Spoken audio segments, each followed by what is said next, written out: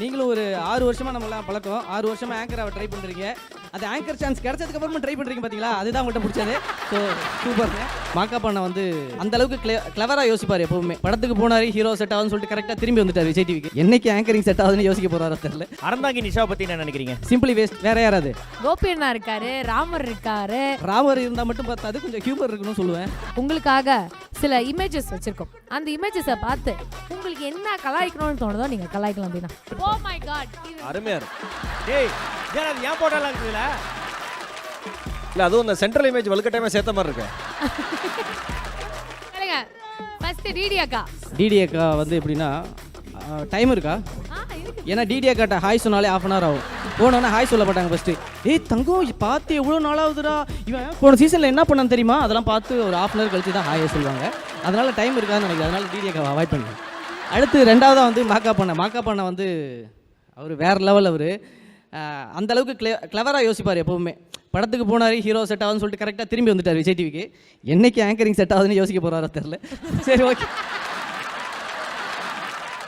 அடுத்தது வந்து பிரியங்கா. நம்மளாம் ஸ்டேஜில் நிற்கும் போது கூட அப்பப்போ கை கால்லாம் ஆட்டிகிட்டே இருக்கணும், ஏதாவது மூமெண்ட்ஸ்லேயே இருக்கணும். இல்லைனா நம்மளே ஒரு டிஷ் நினச்சி தின்னாலும் தின்றும்.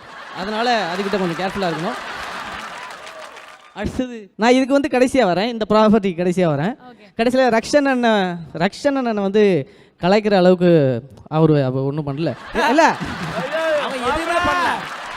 இல்லை, ஏதாவது பண்ணாதானே கலாய்க்கிறதுக்கு அப்படி சொன்னேன்.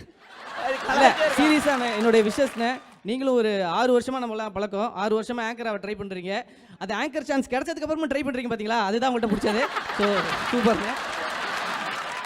அடுத்தது வந்து புகழ்கிட்ட பேசலாம். புகழ்கிட்ட நான் பேசலாம். புகழ் என்கிட்ட பேசணுன்னா நான் லேடி கிட்ட போட்டுருக்கணும், இல்லைனா ஆப்ரேஷன் தான் பண்ணிட்டு வரணும். ஆனால் புகழ்கிட்ட ஒரு பயங்கரமான விஷயம் இருக்குது. அவனும் ரம்யா பண்டிகைனும் பக்கத்தில் நின்னாங்கன்னு வச்சுக்கோங்களேன், பா அம்மா வந்து பையனை ஸ்கூலுக்கு கொண்டு போகிற மாதிரியே இருக்கும். சரி, கோபி அண்ணா இருக்காரு, ராமர் இருக்காரு. ராமர் இருந்தால் மட்டும் பார்த்தாது கொஞ்சம் ஹியூமர் இருக்குன்னு சொல்லுவேன்.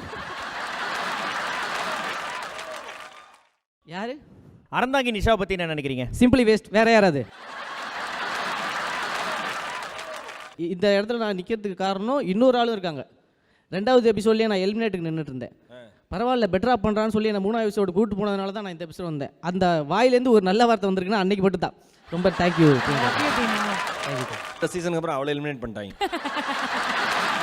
அதாவது when you started, நீங்கள் எப்போ டெலிவிஷனில் ஸ்டார்ட் பண்ணீங்களோ அப்போ என்னைக்காவது ஒரு நாள் நம்ம இந்த ஒரு இடத்துக்கு வருவோம், தளபதி சாரோட பக்கத்தில் நின்று ஒரு ஸ்க்ரீன் ஷேர் பண்ணுவோம் அப்படின்ற ஒரு தாட் கொஞ்சமாக இருந்தது அவங்களுக்கு? இல்லை, ஸ்க்ரீன் ஷேர் பண்ணுறதை விட அவர் பர்சனல்லாம் ஷேர் பண்ணது எனக்கு அதை விட பயங்கரமான சந்தோஷமாக இருந்தது. அவ்வளோ பெரிய ஆளுங்க வந்து டிவி பார்ப்பாங்களா அப்படிலாம் தெரியாது. சாதாரணமாக கேட்டார், ஏய் அந்த ஃபோன் பண்ணி கலாய்ப்பில் அது நீ தானே அப்படின்னு. நான் பார்த்துக்கிறீங்களா, எடுத்துன்னு வாடா, போடா ஃபோன் எடுத்துன்னு வாடா, ஏதாவது எபிசோடு காட்டுனார். சரின்னு பார்த்துட்டு சரி இப்போ யாராவது கலாயின்ட்டார். ஆனால் எனக்கு பதட்டமாக இருக்குண்ணே, ப்ரிப்பேர் பண்ணுறேண்ணே, மற்ற இடத்துலலாம் ப்ரிப்பேர் பண்ணுறேன், பேசுகிறேன் இப்போ பேசு, அது மாதிரி இதெல்லாம் அவர் கேட்கும்போது ரொம்ப சந்தோஷமாக இருந்தது.